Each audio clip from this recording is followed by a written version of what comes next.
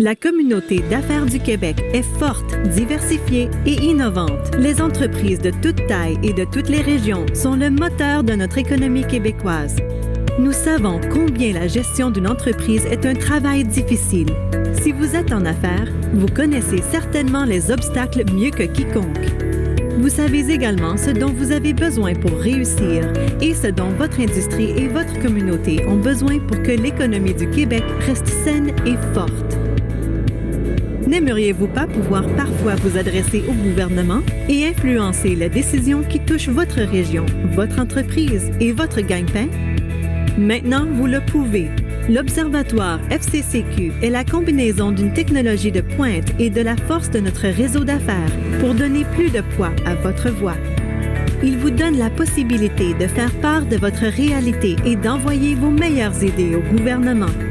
L'Observatoire FCCQ a été créé en collaboration avec le Réseau des chambres de commerce du Québec pour savoir ce que vous pensez. Notre travail commence par l'écoute de nos membres dans chaque région du Québec en posant les bonnes questions sur les enjeux qui vous touchent. Le réseau fait la force avec l'Observatoire FCCQ, un outil qui permettra d'influencer l'environnement d'affaires au Québec en fournissant rapidement des données fiables par secteur d'activité et par région à nos partenaires et au gouvernement. Nous vous communiquerons des informations afin que vous puissiez prendre des décisions éclairées concernant votre entreprise, dans votre secteur et votre communauté. L'Observatoire FCCQ met de l'avant les questions qui vous tiennent à cœur. Il est temps de faire valoir votre voix. Inscrivez-vous à l'Observatoire FCCQ dès maintenant.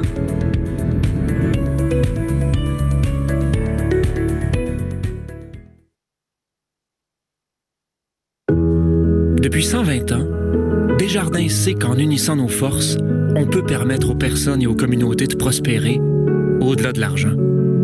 Avec le Fonds du Grand Mouvement, on soutient des projets qui font du bien à l'environnement, qui contribuent à la vitalité économique de nos régions et qui enrichissent nos vies.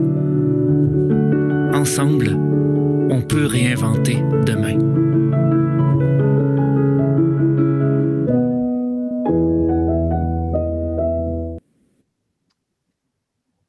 Alors, bonjour tout le monde, je me présente, mon nom est Charles Milliard, je suis président directeur général de la Fédération des chambres de commerce du Québec. Je vous souhaite la bienvenue ce matin, ce lundi matin, à la tournée donc en mouvement pour la relance socio-économique dans la capitale nationale et en Chaudière-Appalaches. Alors, je dois vous avouer, pour moi, c'est un retour à la maison puisque je suis originaire de la région de Lévis, de Saint-David-de-l'Aube-Rivière, pour ceux qui se rappellent des villes et villages avant les fusions, dans les années 90. Et j'ai d'ailleurs visité la maison Alphonse Desjardins, probablement plus souvent qu'à mon tour, M. Cormier, soit dit en passant.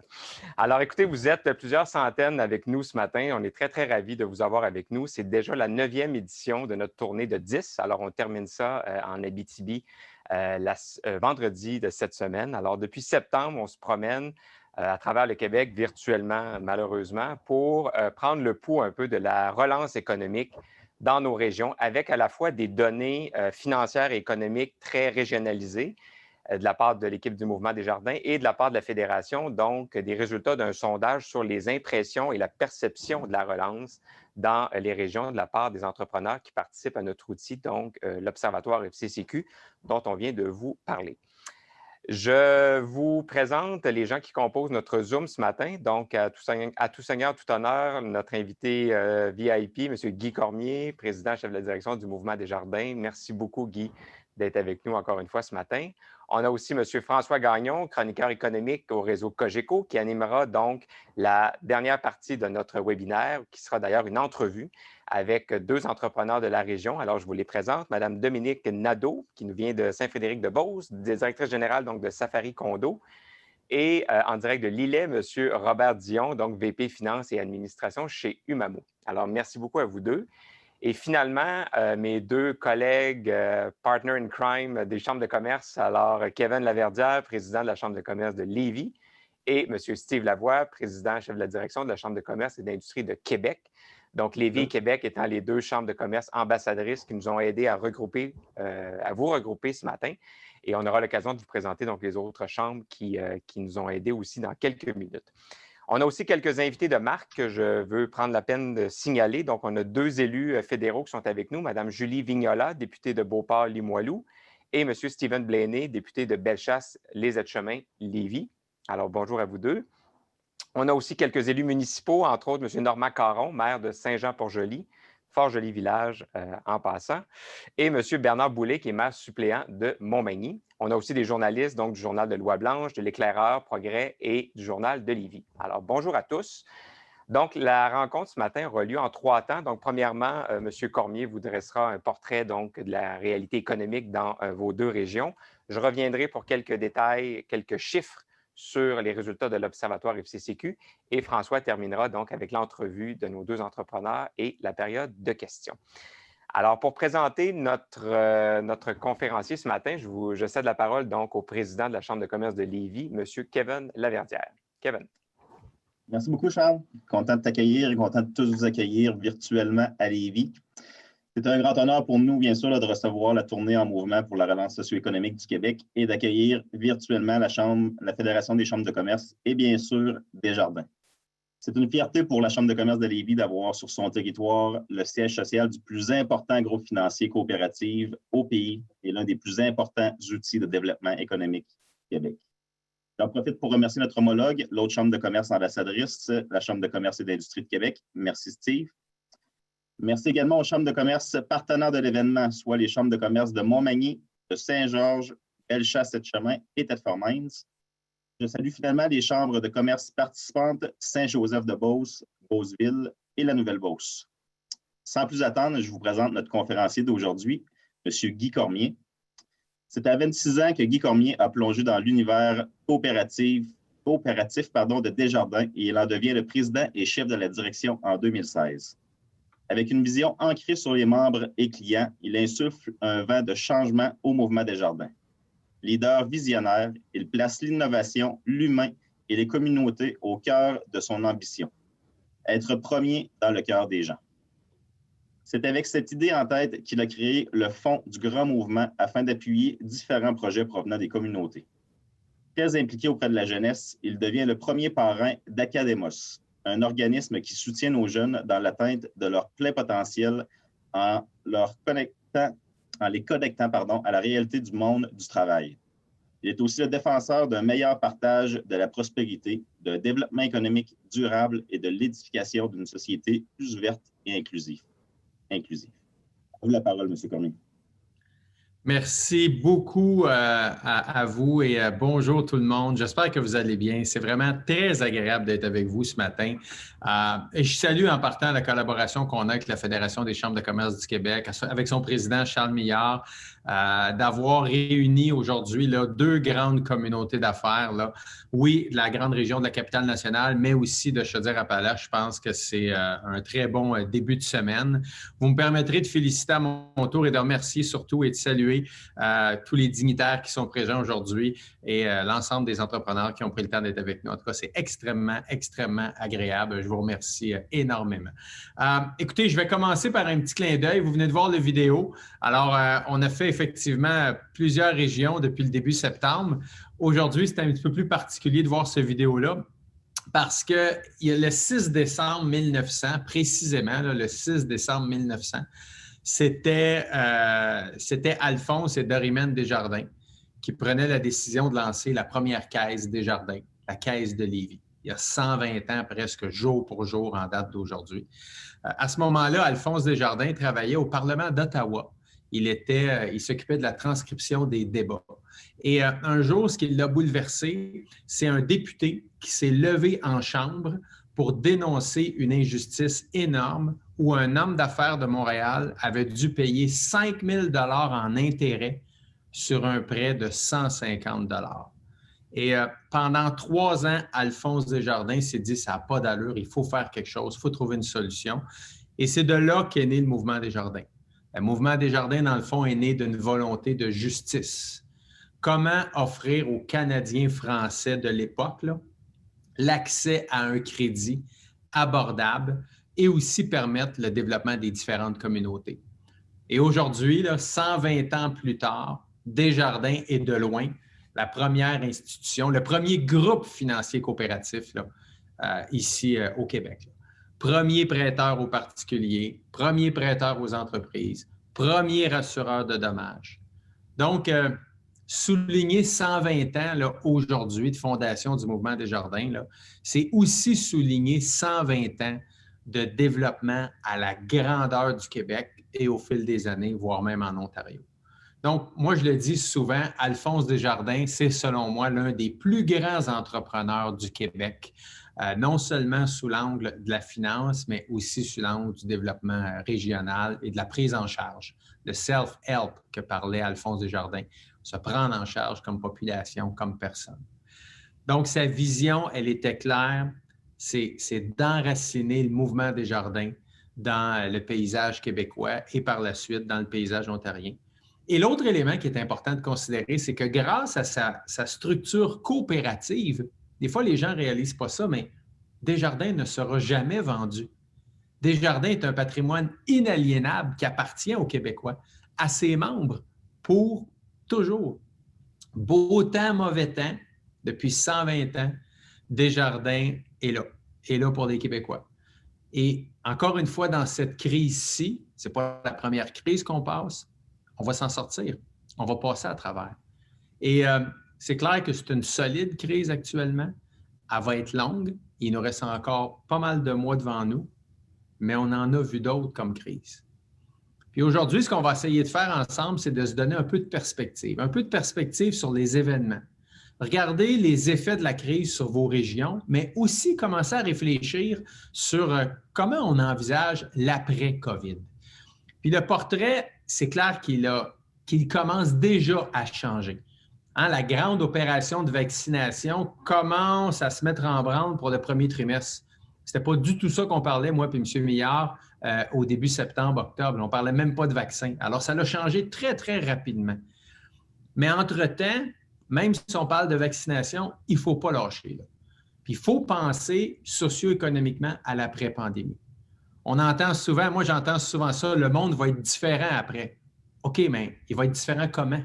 Ça va être à nous à décider comment on veut qu'il soit différent. Ça n'arrivera pas tout seul, ça. La première chose que je veux faire ce matin avec vous, c'est de faire un petit tour d'horizon de la situation dans vos régions respectives. Nos économistes chez Desjardins ont fait un travail assez remarquable là, pour mesurer l'impact économique de la pandémie dans chaque région du Québec, là. Puis nos constats sont les suivants. En 2020, là, le recul de l'économie du Québec va être autour de 4,1 %.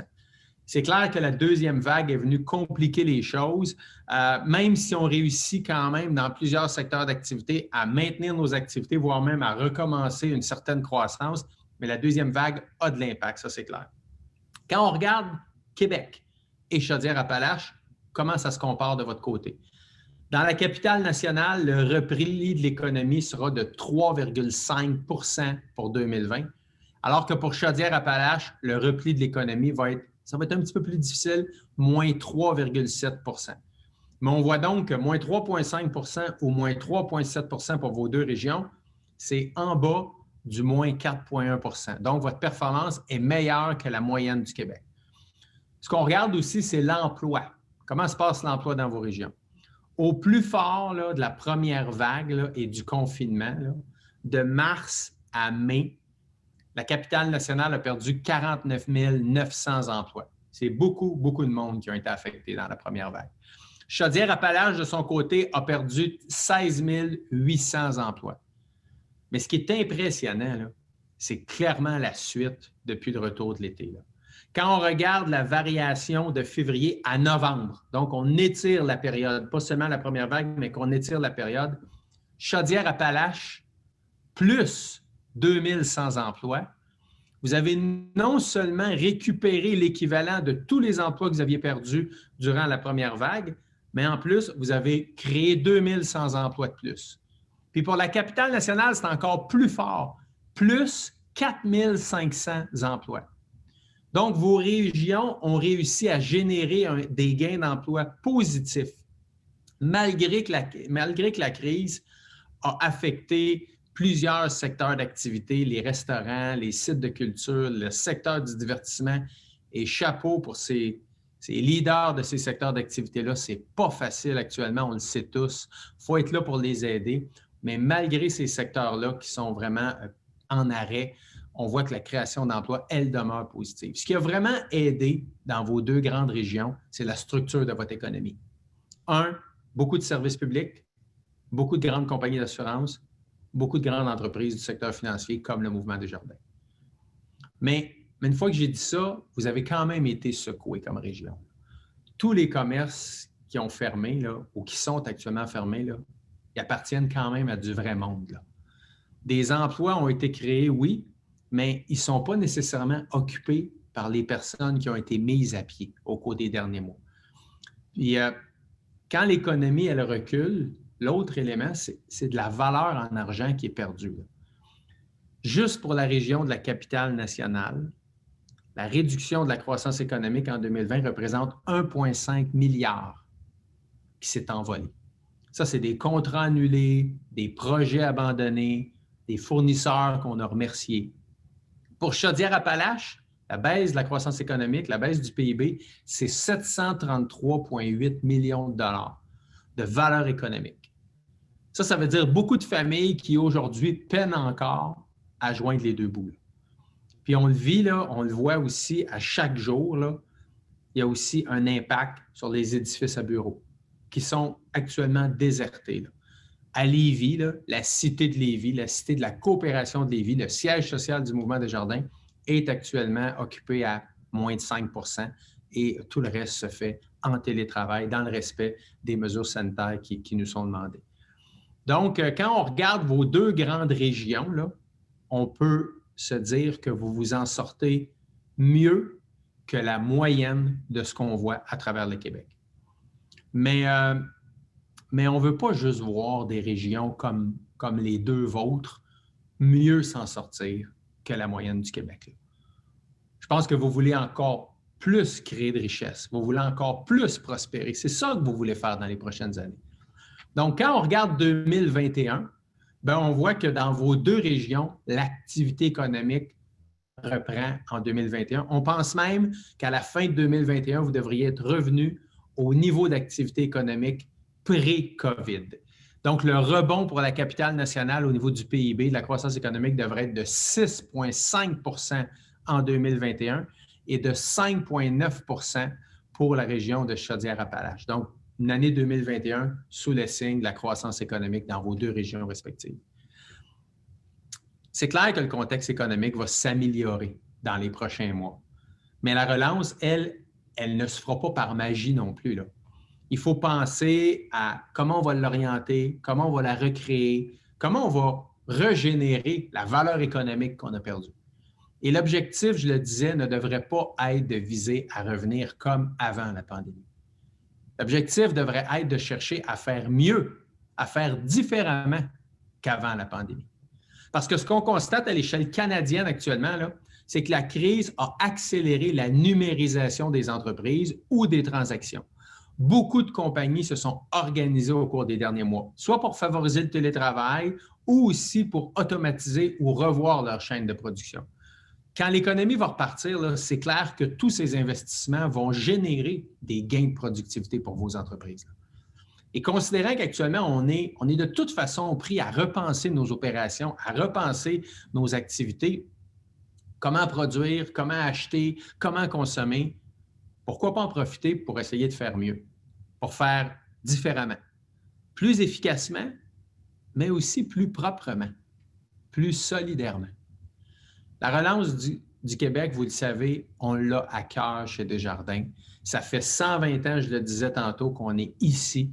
Et c'est clair que dans toutes les régions, on veut soutenir la relance économique. Et on mise depuis longtemps sur l'une de nos grandes forces que vous connaissez bien, c'est la proximité. La proximité avec les personnes, la proximité avec les entreprises, la proximité avec les communautés. Cette proximité-là, elle nous permet d'être encore plus à l'écoute et de pouvoir passer à l'action encore plus rapidement. Puis je peux vous dire que la relance de la capitale nationale et de Chaudière-Appalaches, là, pour nous, au Mouvement Desjardins, là, c'est extrêmement, extrêmement important. C'est important parce que c'est important pour nous d'aller au front avec vous, les gens d'affaires de ces deux grandes régions. Là. Capital régional et coopératif Desjardins, notre bras de capital de développement, là, de capital de risque, là, a plus de 218 millions de dollars d'engagés dans 91 entreprises et coopératives de vos milieux respectifs. Là. C'est important pour nous d'avoir aussi ce capital de risque-là, ce capital de développement-là pour contribuer à la relance parce que vous êtes déjà en marche, puis certaines personnes sont déjà en train de penser à des projets d'expansion ou des projets d'investissement importants. Donc, oui, vous êtes déjà en train de vous relever, puis vous donnez déjà le signal d'un nouveau départ et que la machine va être au rendez-vous en 2021. En tout cas, c'est le signal, nous, chez Desjardins, qu'on veut vous donner aujourd'hui. Et c'est clair qu'on va vouloir continuer d'investir, oui, en financement avec nos CDE, mais aussi en capital de développement dans vos entreprises. D'ailleurs, dès les premières semaines de la pandémie, là, à la mi-mars, 15 mars, 16 mars, là, on a mis en place chez Desjardins plusieurs mesures d'allègement pour les entreprises avec 2 mots-clés, souplesse et bienveillance. Là. Et autant pour nos membres particuliers, nos membres entreprises que nos clients. Puis d'ailleurs, on a aussi posé un autre geste significatif. On avait lancé un fonds de 100 millions de dollars de 2016 à 2020. On a décidé de mettre de l'avant un nouveau fonds, le fonds du Grand Mouvement, où on va injecter 150 millions de dollars de 2020 à 2024 dans plusieurs projets pour soutenir la relance socio-économique. Déjà, là, juste pour Chaudière-Appalaches, de 2016 à 2020, c'est 37 projets qui totalisent 8,3 millions de dollars que l'on a injectés. Et pour ce qui est de Capital National, c'est 28 projets qu'on a soutenus pour à peu près 8 millions de dollars. Et ce matin, je suis très fier de vous annoncer qu'on a autorisé 1,1 million de dollars de projets additionnels où on va injecter des sommes d'argent en termes de contribution dans le cadre de notre fonds du Grand Mouvement. 5 projets, 1,1 million de dollars. Je ne les nommerai pas tous, là, je vais en mentionner juste 3. Le premier, 500 000 $ à Vaolo, Expérience Québec, pour l'appuyer dans son objectif de devenir la référence du voyage d'expérience à impact local au Québec. 348 000 $ à Trait d'Union Québec pour l'agrandissement de ses logos de Charlesbourg et aussi la bonification de ces services-là. Ici, ce qu'on va vouloir faire, c'est ajouter des activités de zoothérapie, des journées carrières, des expériences de bénévolat pour aider encore plus de jeunes qui ont besoin d'accompagnement actuellement dans leur réussite scolaire. Et on va aussi injecter 100 000 $ aux productions culturelles Québec. Je bois local, qui cherchent des solutions actuellement pour aider les microbrasseries durant la crise sanitaire. Donc, de l'argent neuf ce matin que l'on annonce pour votre économie, pour vos communautés.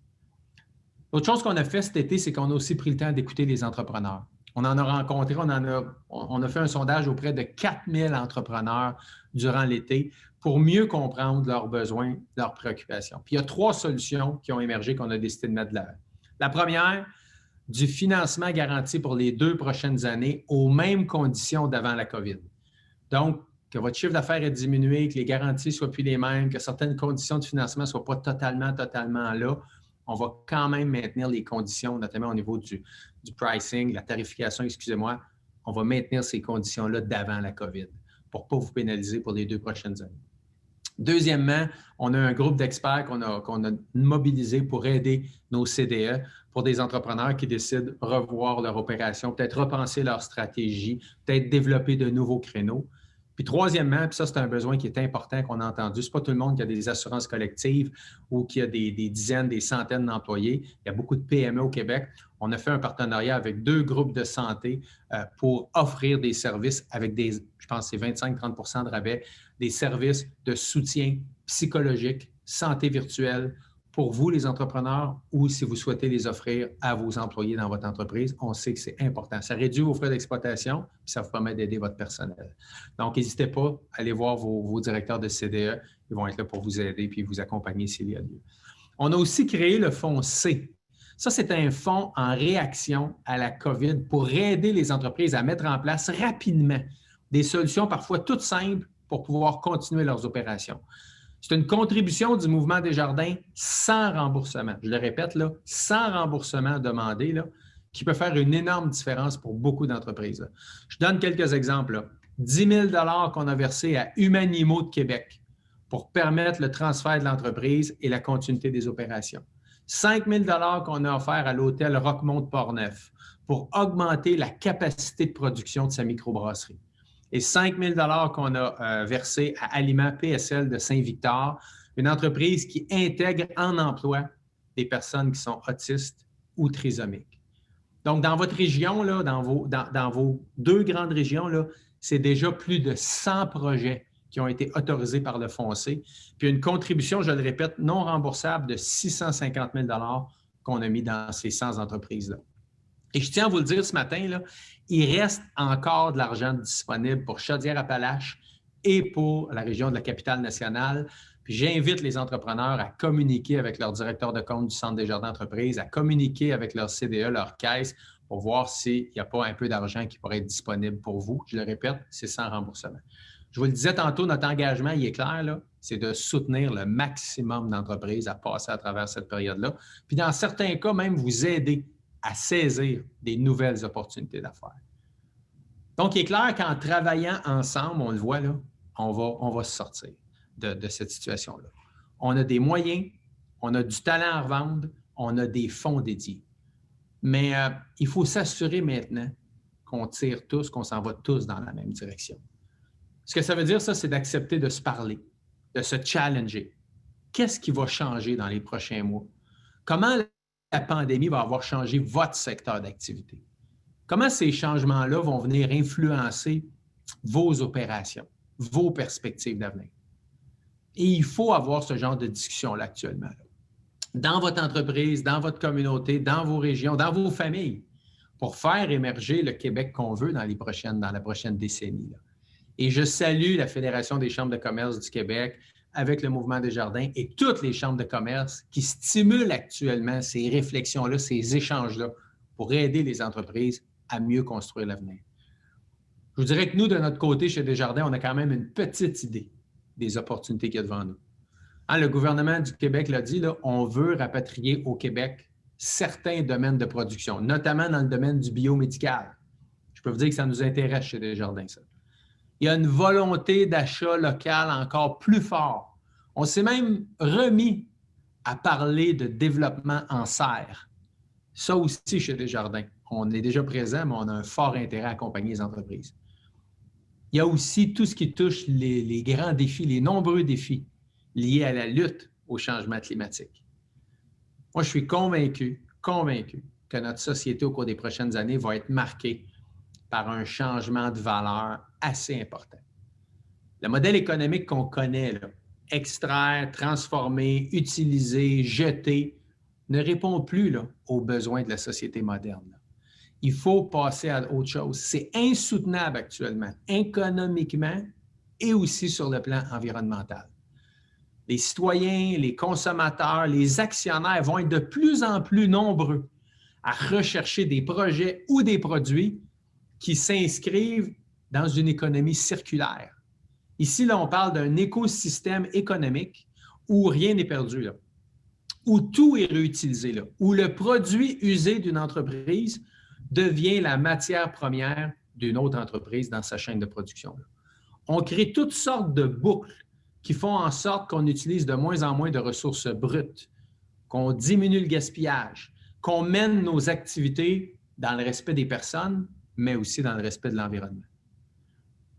L'autre chose qu'on réalise pendant la pandémie, c'est à quel point nos gouvernements ont joué un rôle important pour amortir les effets de la crise. Ça aussi, je pense que c'est une prise de conscience collective. Moi, je suis convaincu qu'on va d'ailleurs voir un retour à la pensée de plus en plus collective. Ça, c'est l'autre changement de valeur qui, selon moi, va rester. Pendant des décennies, là, le vent a soufflé dans le sens des promotions des libertés individuelles. Puis c'est très bien, là, c'est ce qui est à la base même de l'émergence de plusieurs entrepreneurs à succès qu'on connaît ici au Québec. Là. Mais les effets de la pandémie nous ramènent actuellement, nous rappellent l'importance de la pensée collective et du rôle de l'État comme protecteur du bien commun. Oui, on est bien libre, mais on est fort ensemble. Et je suis convaincu que le modèle coopératif, avec ses valeurs d'entraide, d'engagement, de solidarité, c'est plus pertinent que jamais. Là. Puis d'ailleurs, pour moi, c'est un atout majeur pour passer à travers la crise. Là. Il va falloir envisager les choses différemment si on veut viser une plus grande pérennité à long terme.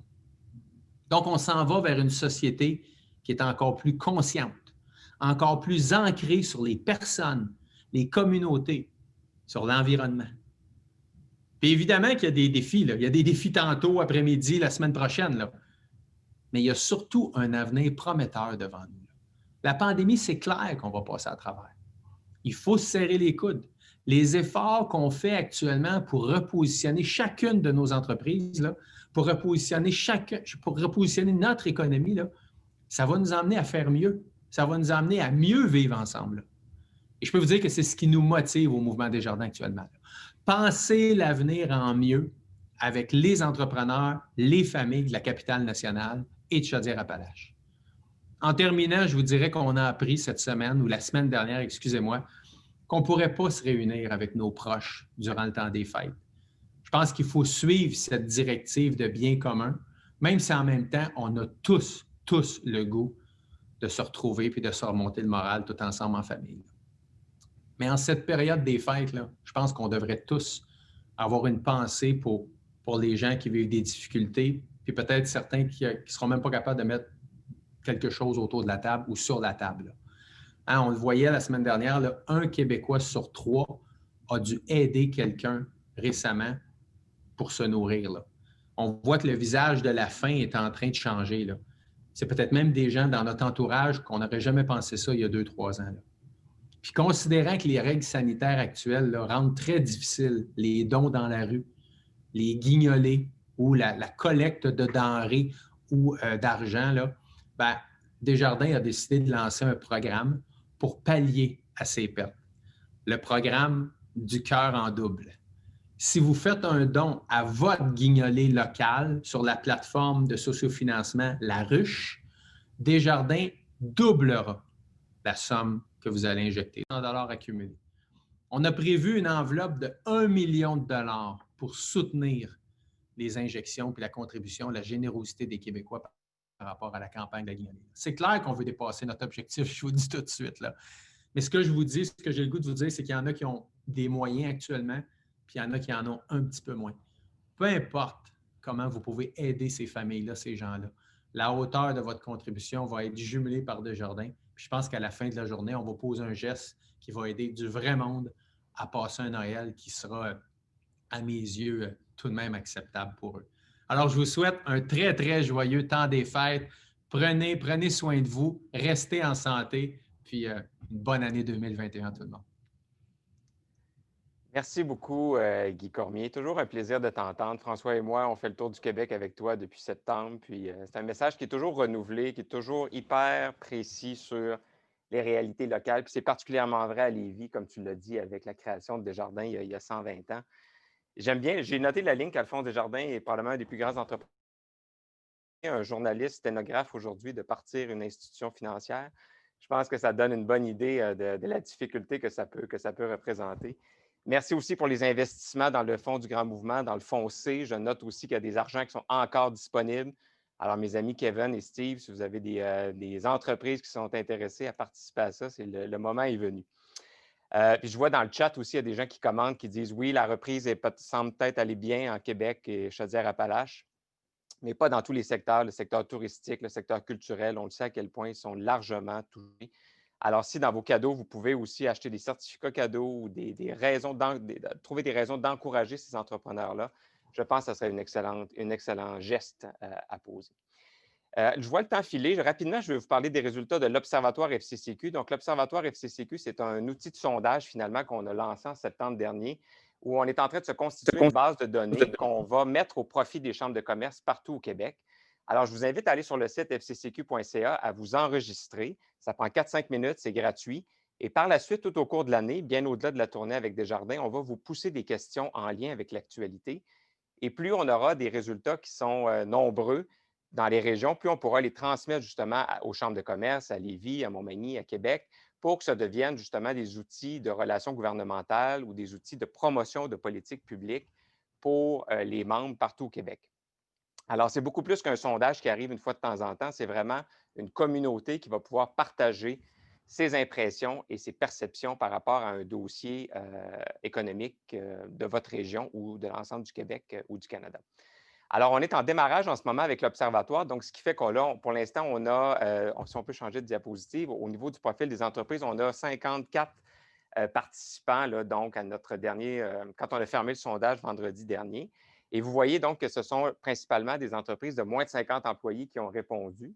Donc, je trouve ça intéressant parce qu'on parle vraiment de la perception des entrepreneurs dans vos régions et c'est vraiment un témoin finalement du tissu économique et entrepreneurial qu'on retrouve dans la région de Chaudière-Appalaches et dans la capitale nationale. Donc, si on regarde les secteurs d'activité qui ont participé à notre sondage, donc on voit que c'est principalement des services professionnels, scientifiques, techniques, aussi le secteur financier, mais il y a quand même un certain nombre de personnes aussi dans le secteur de la fabrication. Vous allez voir que ça peut influencer quelques-uns des résultats que je vous présente à l'instant. Donc, la première question qu'on a posée aux gens, c'est quel est l'impact de la pandémie sur votre organisation, sur vos finances, sur votre organisation? Et on voit que l'impact dans vos deux régions donc, est de négatif de 65 à 65 donc, François et Guy, on a fait le tour ensemble. On a vu souvent autour de 75 donc, je vous dirais que ça correspond un peu à ce que Guy a mentionné sur la capacité de reprise, finalement, de la région. C'est un peu moins pire qu'ailleurs. Évidemment, si vous êtes dans une situation plus problématique, vous devez vous dire, bon, mais pour moi, ce n'est pas facile. Mais globalement, dans la région, je vous dirais qu'on a un impact négatif, donc de 2 entreprises sur 3. Et il ne faut pas oublier, puis je ne veux pas être jovialiste, mais qu'il y a quand même des entreprises qui rejaillissent finalement de cette situation-là. Donc, on a 18 des entreprises, quand même, presque 1 sur 5, qui voient un impact positif dans principalement leur chiffre d'affaires, probablement, au niveau de la crise actuelle. Donc, quels sont les principaux freins, si on passe à la prochaine diapo? Donc, quels sont ces impacts-là, en fait? Donc, comment on peut qualifier les impacts négatifs? Donc, le premier, c'est évidemment la baisse des ventes. On ne se surprendra pas que c'est la première chose qui vient à l'esprit quand les gens commentent les impacts négatifs. Le report, l'annulation d'événements pour toutes les entreprises événementielles, puis les chambres de commerce en sont aussi, évidemment, ça a un impact significatif. Mais je vous amène sur les 3 petites flèches, là, donc les points qui ont trait un peu aux ressources humaines, donc le départ d'employés, la mise à pied d'employés, la réduction des heures de travail. On a donc de 15 à 24 des répondants qui ont ciblé ça comme impact négatif. C'est quand même majeur, mais je vous dirais que c'est beaucoup plus faible qu'ailleurs. Alors, il faut se demander, est-ce qu'il y a des mesures d'aide qui ont été particulièrement utilisées peut-être dans la région qui fonctionnent bien, comme la subvention salariale peut-être, par exemple.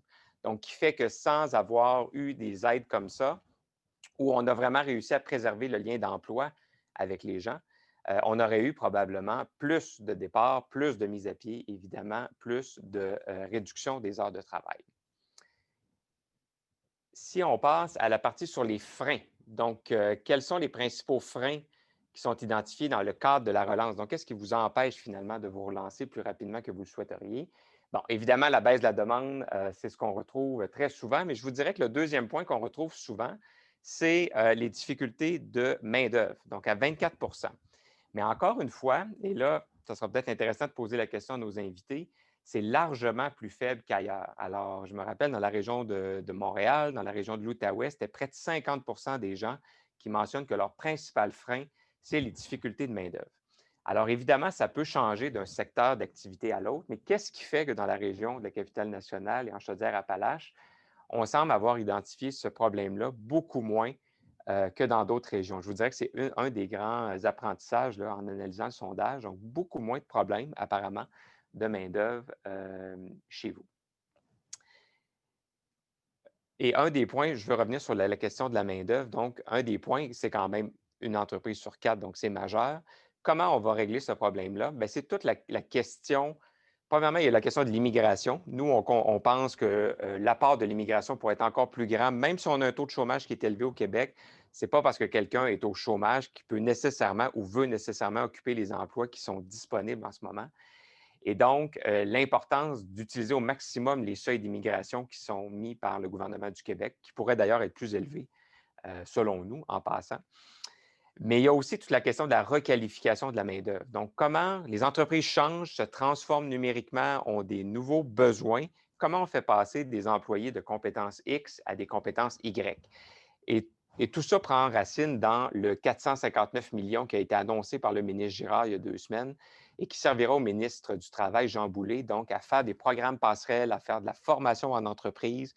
On a vu aussi le lancement il y a 1 semaine ou 2 du PARAF, donc de programme d'aide à la formation professionnelle. Je ne me rappelle pas de l'acronyme, il y a beaucoup d'acronymes au gouvernement du Québec.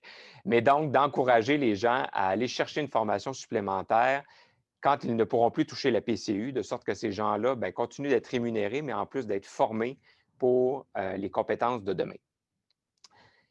La prochaine diapositive, donc, sur les mesures d'aide qui ont été les plus utiles. Donc, qu'est-ce qui vous a le plus aidé à garder la tête hors de l'eau dans le cadre de la crise? Donc, sans surprise, je vous dirais, on voit que la subvention salariale d'urgence à 33 a été largement utilisée. Vous avez vu que les critères ont été simplifiés aussi là, la semaine dernière lors de la mise à jour économique de Mme Freeland. Donc, on va repasser à un taux de 75 de couverture et ça va se prolonger durant plusieurs mois, donc durant 2021. Alors, il y a plusieurs secteurs, entre autres, je reviens encore sur le tourisme, le culturel, qui vont pouvoir bénéficier de ça. Des programmes de prêts sans intérêt. Donc, une entreprise sur 5 a utilisé des programmes de prêts sans intérêt. Ça a été beaucoup le terrain de jeu, si on veut, du gouvernement du Québec, donc avec le pacte, avec les programmes d'aide aussi là, pour les entreprises qui doivent fermer, comme les restaurants en zone rouge en ce moment. Donc, ça a été extrêmement profitable. Les programmes de prêts sans intérêt, je vous dirais très bien, mais il faut faire attention, évidemment. On est avec quelqu'un d'une institution financière au surendettement. Très important pour les entreprises de ne pas juste pelleter en avant non plus leurs problèmes. Alors, d'où l'importance pour nous et pour plusieurs chambres de commerce de faire la promotion d'aide directe pour les secteurs qui sont encore largement touchés. Ce n'est pas en juste contractant de nouveaux prêts qu'on va les avoir avec nous pour le long terme.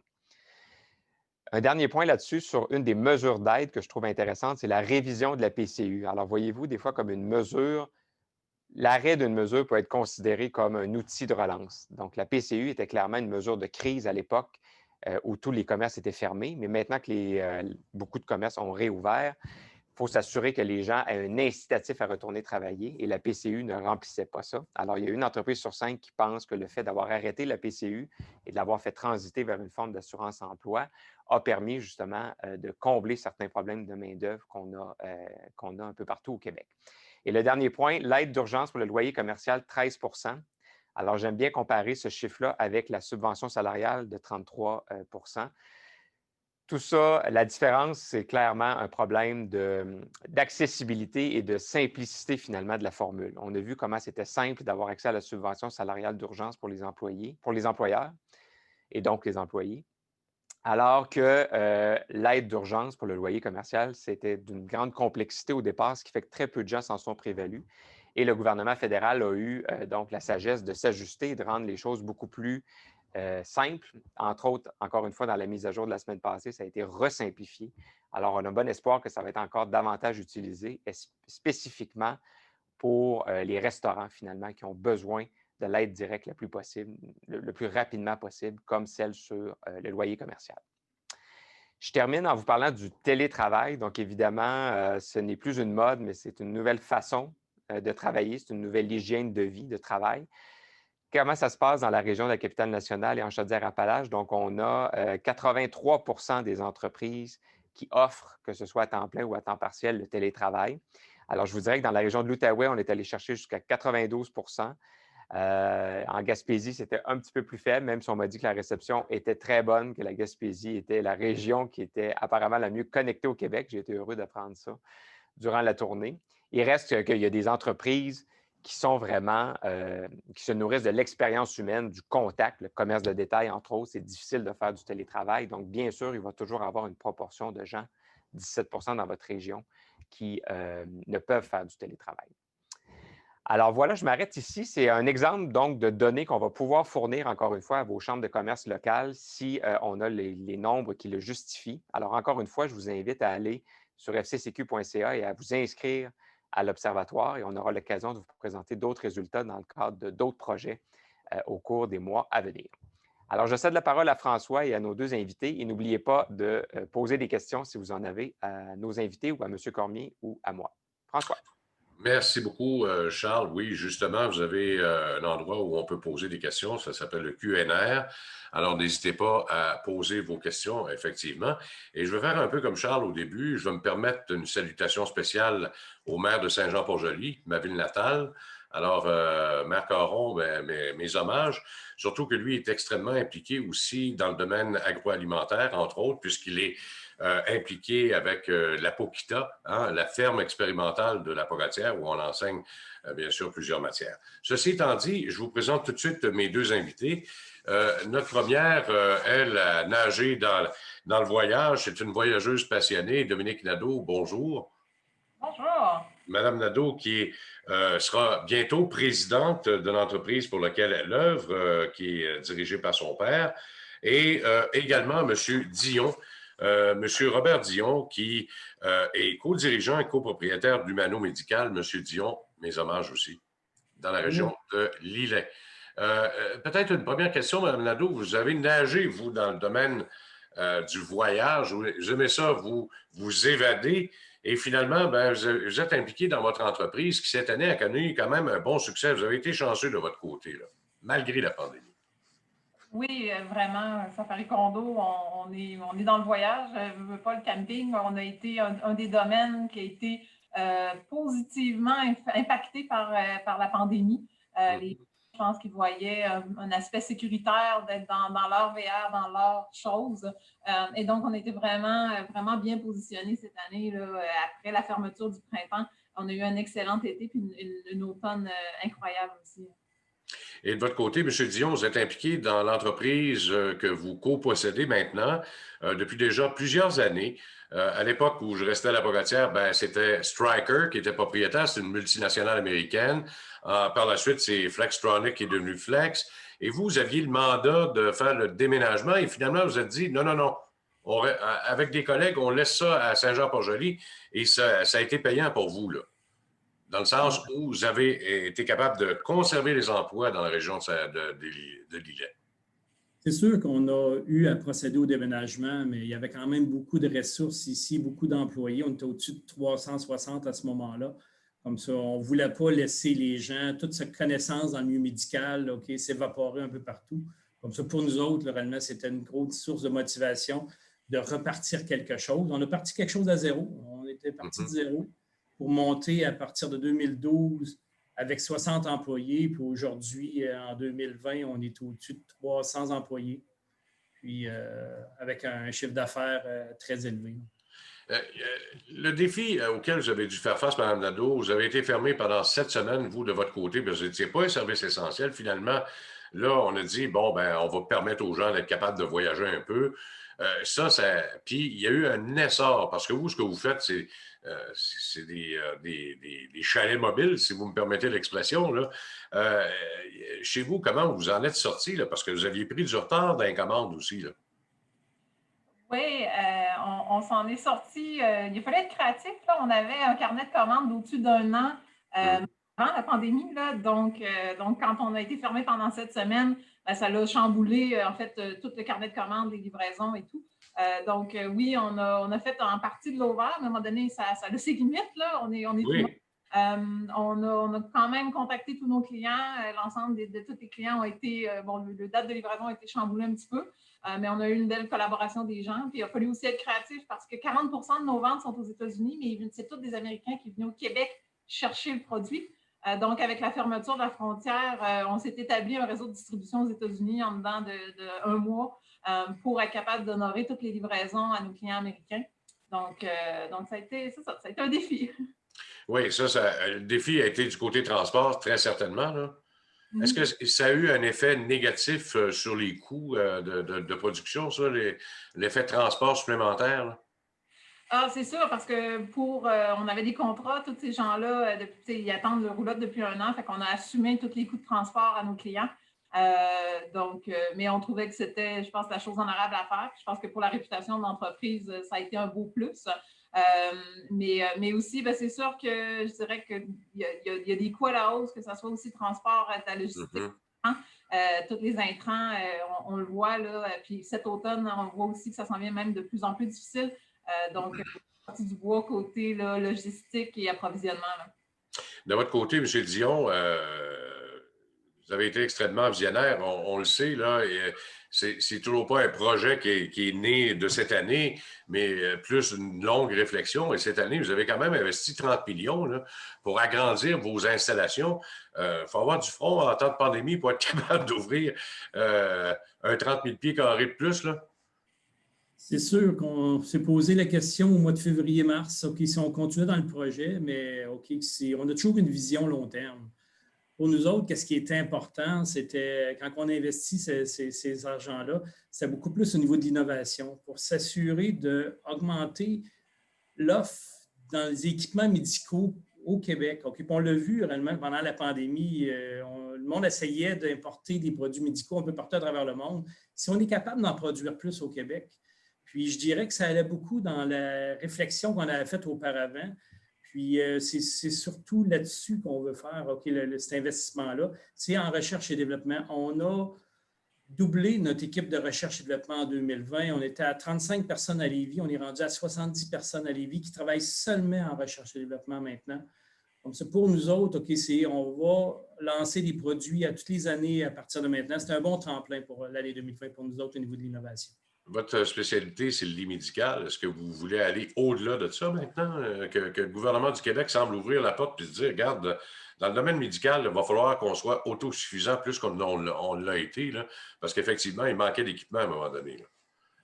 Mais je dirais, on est dans le lit médical, mais le lit médical est rendu intelligent aujourd'hui. Mm-hmm. Comme ça, on a des projets pour tout équiper la chambre d'hôpital, la salle d'infirmière avec de la connectivité, des panneaux de contrôle un peu partout qui voient l'état de santé des patients, l'état de santé, l'état des lits, savoir si un patient sort de la chambre sans se déplacer. Il y a beaucoup d'intelligence qu'on met dans nos produits aussi. Maintenant, on a une équipe, même juste de logiciels, dans notre département de recherche et développement qui travaille à innover nos produits, mettre beaucoup d'intelligence dans les produits. Madame Nadeau, ça a été quoi votre plus gros défi auquel vous avez dû faire face pendant la pandémie? Le manque de main-d'œuvre? Oui, encore.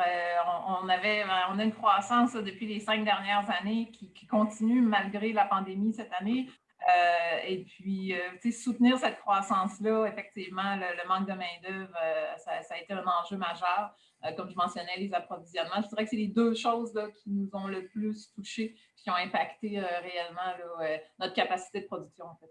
Juste pour les besoins de la cause, vendredi, c'était les statistiques d'emploi et on s'est aperçu qu'il y avait 2 secteurs, puis tout le monde a été extrêmement surpris. Construction, secteur industriel, sont ceux qui n'ont pas encore retrouvé leur niveau pré-pandémie. Pourquoi? Il manque de main-d'œuvre, tout simplement.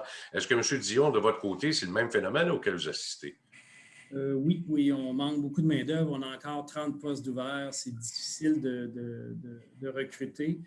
Je dirais que c'était plus aujourd'hui que vers le mois parce que nous, on est resté ouvert en étant un service essentiel. C'était plus facile vers le mois de mars, avril, mai.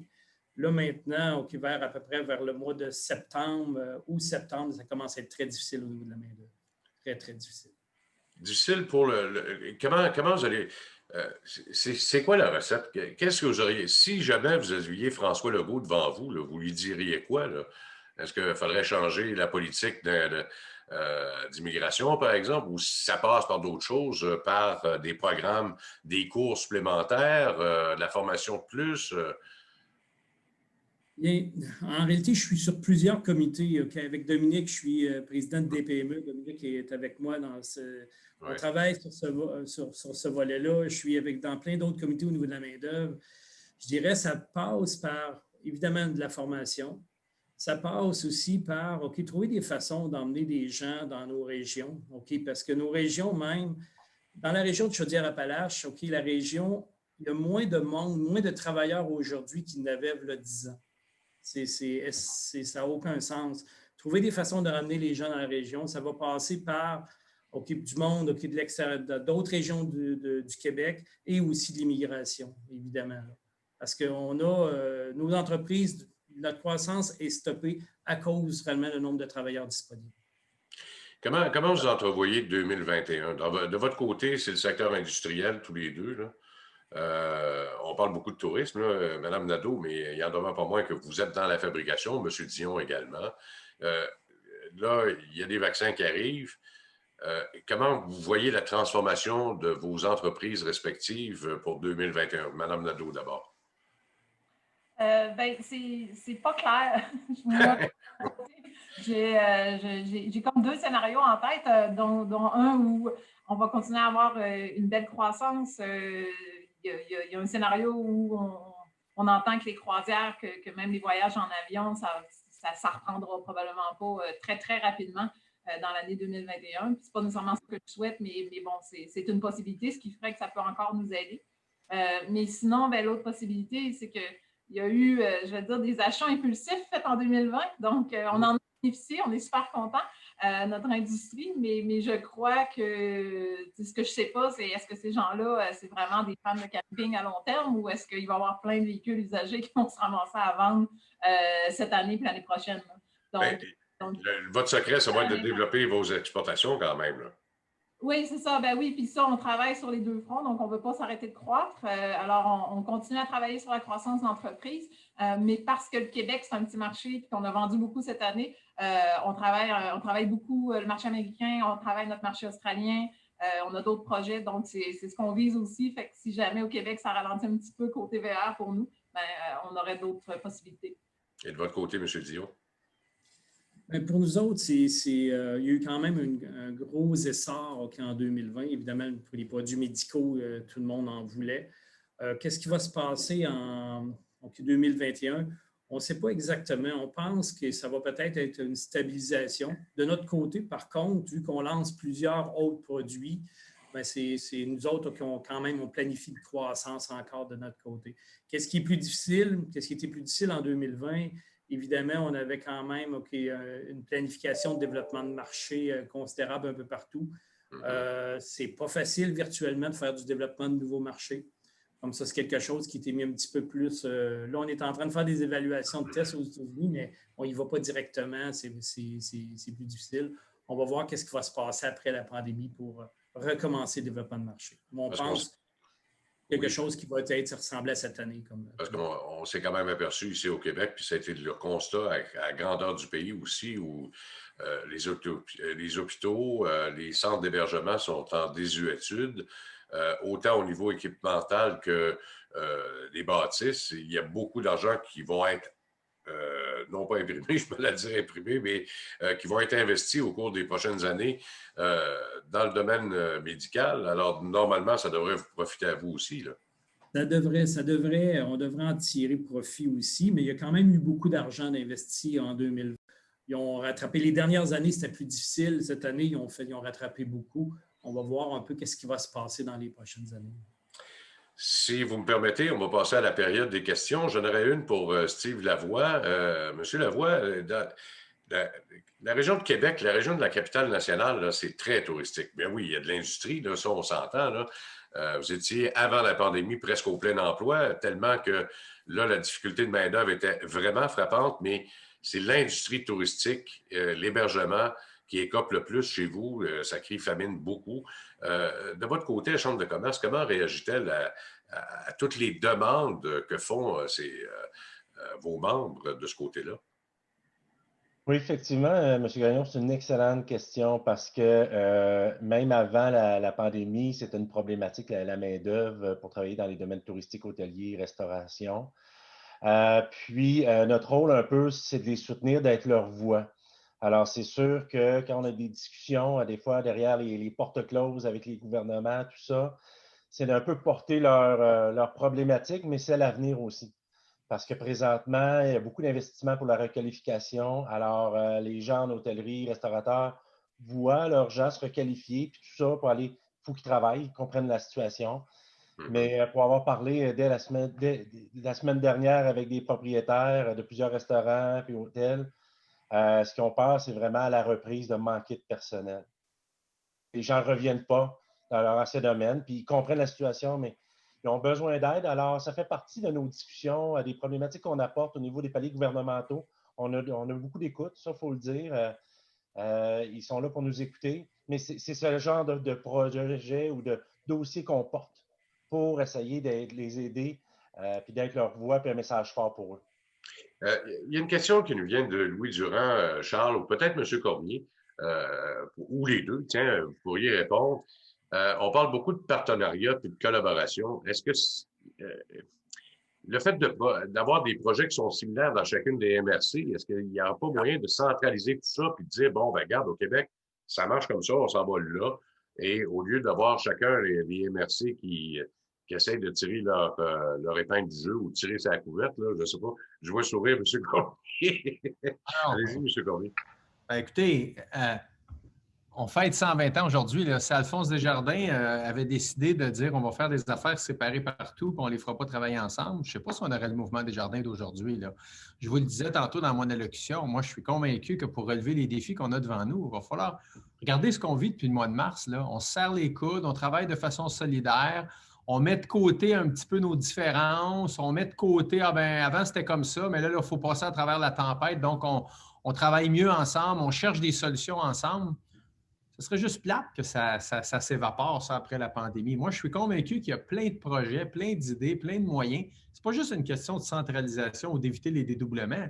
On est juste plus fort ensemble, on le voit depuis 9 mois. Alors, moi, je pense que oui, chercher parfois à garder notre identité. Hein, ça, je connais assez le Québec pour le savoir. Là, chaque milieu est fier de son identité, est fier de son coin de pays, mais en même temps, dans certains dossiers, ça vaut parfois vraiment la peine de travailler ensemble parce qu'on se donne encore plus de capacité. En tout cas, je pense qu'après la pandémie, il faut rester solidaire comme on l'a été pendant la pandémie. Puis d'ailleurs, le fameux programme pour les restaurateurs, entre autres, ou encore les entreprises en zone rouge, ce sont les MRC qui sont les maîtres d'œuvre là-dedans. Et jusqu'à maintenant, force est d'admettre malheureusement que c'est un peu difficile, Charles. Oui, bien, il y a eu des problèmes d'accès. Il y a 8 pages à remplir. Là. Il faudrait peut-être condenser ça un peu plus. C'est un excellent exemple. Plus rapidement parce que l'argent n'arrive pas vite. Ouais. Non, c'est un excellent exemple parce qu'effectivement, dans certaines municipalités et MRC, ça a été très difficile d'avoir accès à l'argent. Il y a eu beaucoup d'articles de journaux, entre autres en Estrie, dans les Laurentides, dont je me rappelle. Donc, ça, c'était peut-être une fausse bonne idée, je vous dirais, l'idée de simplifier le plus possible et d'avoir des gains d'efficience aussi, parce que oui, la solidarité, oui, l'entraide, tout ça, effectivement, plus que jamais, il faut que ça reste après la pandémie, mais il y a une question aussi d'efficience sur la capacité du gouvernement central, du gouvernement du Québec dans le cadre actuel, d'aller chercher le maximum d'aide, mais avec le minimum de ressources.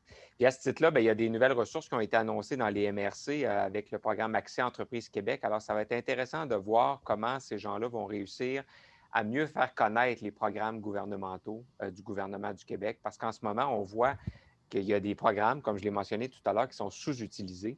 Et j'espère que ces gens-là vont être capables de répondre à ce besoin-là, d'avoir une meilleure utilisation des programmes. Puis je me permets de faire une petite mise à jour, pas une mise à jour, une correction sur ce que j'ai mentionné tout à l'heure, parce que quelqu'un m'a repris dans le chat. Sur le pacte? Avec raison, c'est qu'on a parlé des programmes de prêts sans intérêt. Donc, effectivement, que le gouvernement du Québec a fait beaucoup de programmes de prêts, mais les programmes sans intérêt, c'est le compte d'urgence canadien. Donc, le pacte au provincial a effectivement des intérêts qui sont quand même faibles, mais ce n'est pas la même chose. Donc, le problème, effectivement, du surendettement vient avec les programmes qui, évidemment, ont des prêts, ont des intérêts. Et on a aussi une question dans le QER, François, sur la disponibilité de ma présentation. Donc, ce qu'on fait, c'est qu'on va les faire parvenir à toutes les chambres de commerce de la région. Et donc, vous pouvez vous adresser à votre chambre en question pour avoir accès à ces chiffres-là et tous les autres qu'on produira donc, au cours des prochains mois. Puis justement, Stéphane, une question pour toi, Charles.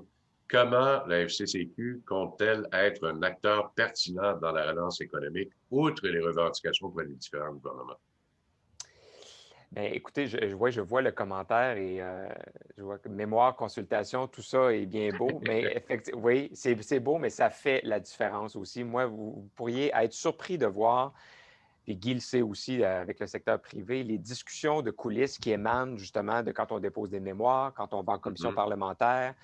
Je me rappelle des discussions avec des gens du Québec Inc. et le gouvernement fédéral dans l'établissement de la subvention salariale.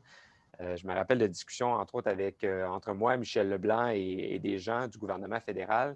Et 2 jours plus tard, je ne vous dis pas que c'est grâce à nous, mais je vous dis que le rôle des associations économiques pour représenter les besoins des membres n'a jamais été aussi pertinent. Alors, bien sûr, mon jupon dépasse, mais j'ai envie de vous dire que ça n'a jamais été aussi pertinent d'être membre d'une chambre de commerce que dans une crise comme celle-là, parce que les gouvernements, ce n'est pas nous qui les appelons, ils nous appellent, ils veulent avoir des discussions avec nous, comprendre c'est quoi la réalité dans toutes les régions, dans le cadre de la fédération ou dans vos régions précises. Puis Steve le vit sûrement très bien aussi à Québec, Kevin à Lévis. Ça fait vraiment la différence. Alors, des prises de position publiques, bien sûr, souvent, c'est ce qu'on voit, c'est la partie de l'iceberg qui sort, mais en dessous, il y a un paquet de communication. Et des fois, on a de l'air parfois complaisant ou à féliciter le gouvernement, mais c'est parce que c'est une relation, c'est une danse à deux aussi des relations gouvernementales. Et on doit être en mesure de reconnaître les choses qui sont bien pour ensuite être en mesure de proposer des choses qui répondent aux besoins de nos membres.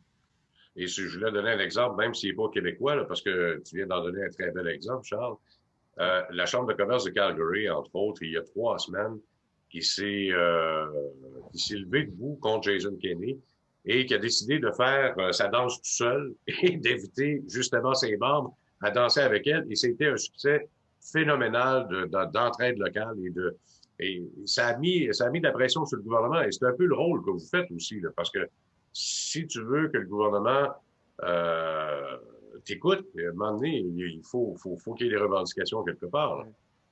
J'ai envie de mentionner en terminant aussi que nous, la façon dont on pense que les gouvernements peuvent aider les chambres de commerce et donc les membres, c'est par des programmes précis pour aider justement à rendre tangibles des prises de position publiques. Donc, exemple, un programme comme un emploi en sol québécois qu'on a à la Fédération, c'est une façon pour nous de stimuler la hausse des seuils en immigration. Donc, on se relève les manches, on a des programmes où on rend les choses plus pragmatiques. On a déposé des projets pour aider nos membres, aider les chambres de commerce dans la transition numérique des régions au Québec, dans l'économie circulaire. Guy en a fait mention, comment ça va être un fer de lance pour plusieurs régions. Alors moi, je préfère vraiment qu'on ait cherché des sous pour aider nos membres à travers des projets que plutôt des simples subventions qui finalement ne font pas nécessairement avancer la cause du développement économique du Québec. Tout à fait. Peut-être une dernière question que je voudrais poser à Kevin Laverdière. Votre région est beaucoup plus industrialisée. En tout cas, il y a beaucoup d'industrie dans votre région. Les problèmes principaux qui arrivent à vos oreilles, c'est quoi exactement? Est-ce que c'est ça, là, justement, les problèmes de subvention ou encore c'est des problèmes de main-d'œuvre? C'est quoi le portrait que vous en faites, vous, dans votre région? Effectivement, on risque de répéter ce qui a été dit tout à l'heure. C'est effectivement le problème de main-d'œuvre. On revient au stade où est-ce qu'on était pré-pandémie. On a encore et toujours le même problème. C'est sûr que quand la PCU est sortie, ça n'aidait pas, là, mais on connaît encore le problème aujourd'hui. C'est ce qu'on entend beaucoup sur le terrain. Merci beaucoup, Kevin. Merci beaucoup à Mme Nadeau de votre participation ce matin. Monsieur Dion, un jour, peut-être, je pourrais retourner chez nous et aller vous voir en même temps. Merci beaucoup de votre participation ce matin. Monsieur Cormier, Charles, c'est toujours un plaisir. Il nous en reste un rendez-vous vendredi. Alors, ce sera un plaisir de vous retrouver. Et si vous me permettez, je vous présente tout de suite Steve Lavoie pour le mot de la fin. Merci, M. Gagnon. Alors, j'ai bien écouté la conférence, j'ai fait mes devoirs, j'ai pris quelques notes. Alors, j'aimerais, en terminant, avant de vous remercier tout ça, soulever 3 points que je trouve importants de ramener à ce moment-ci. Le premier, c'est toutes les sommes d'argent qui sont investies par Desjardins. Ce qui me plaît beaucoup, c'est autant des grosses sommes, j'ai entendu des 500 000 à des entreprises, que des 5 000. Ça, c'est de la musique à mes oreilles parce que quand on est dans le champ avec nos gens d'affaires, des fois, le 5 000 peut faire la différence. Et souvent, le 5 000 est plus difficilement accessible que le 500. On se rend compte, des fois, c'est pratiquement plus facile les grosses sommes que les petites. Alors, je salue vraiment l'initiative de Desjardins par rapport à ça. On parle d'une centaine de projets, plus de 10 millions. Mais d'être capable d'aller chercher les plus petits, aussi les aider comme les plus grands. Alors, c'est vraiment un point très important. Le deuxième que je voudrais soulever, écoutez, j'entendais Charles parler du jupon qui dépasse. Je vais me permettre un peu de faire la même chose, c'est-à-dire, on a entendu parler de changement climatique, relance verte, économie circulaire, d'en profiter pour faire du développement durable. Alors, je suis content de l'entendre parce que la Chambre de commerce d'Industrie du Québec, on a un programme qui s'appelle Conscience d'affaires qui répond justement à ces points-là, qui permet aux entreprises, justement, durant cette période-là, de faire des changements, c'est le temps. Là. Alors, il ne faut pas attendre que tout soit repris. C'est le temps, des fois, de voir ça comme une opportunité. Puis finalement, le dernier point, je le fais à vous, M. Cormier, à Desjardins et à l'ensemble des partenaires. Je le fais pour la Chambre de commerce ici, mais toutes aussi les chambres de commerce. On s'est rendu compte que dans cette période difficile-là, tous les partenaires d'affaires qu'on avait ont resté présents. Et on le sait, pour être encore là aujourd'hui puis représenter les entreprises, comme Charles le disait tout à l'heure, ça prend du monde, mais tout a gelé au mois de mars. Alors, mais tous les partenaires, dont Desjardins, ont dit, écoutez, on a mis des sommes d'argent pour faire des activités, pour faire des programmes, on la laisse là. Quand vous serez prêts à repartir, vous la prendrez et on va s'entendre ensemble. Alors, je prends le temps de vous remercier aujourd'hui, Desjardins comme partenaire, mais aussi tous les partenaires qui sont là et qui nous permettent justement d'être la voix des gens d'affaires, la voix de la communauté d'affaires. Alors, c'est extrêmement important. Les gens ne le savent peut-être pas à quel point ça l'est, mais nous, on l'a vu à la Chambre de commerce de Québec, comment ça pouvait être important d'avoir des partenaires fidèles, mais qui comprennent aussi notre réalité d'affaires, qui est de porter les projets et la voix de la communauté d'affaires. Alors, c'est tout pour moi. Merci aujourd'hui, M. Cormier. Merci, Mme Nadeau, M. Dion. Très inspirant vos commentaires. Merci, M. Gagnon. Je salue aussi Charles Milliard et Kevin. Ça a été un plaisir d'être avec vous aujourd'hui. Merci. Merci, au revoir. Merci. Merci, au revoir. Bonne fin de journée. Merci, bonne semaine.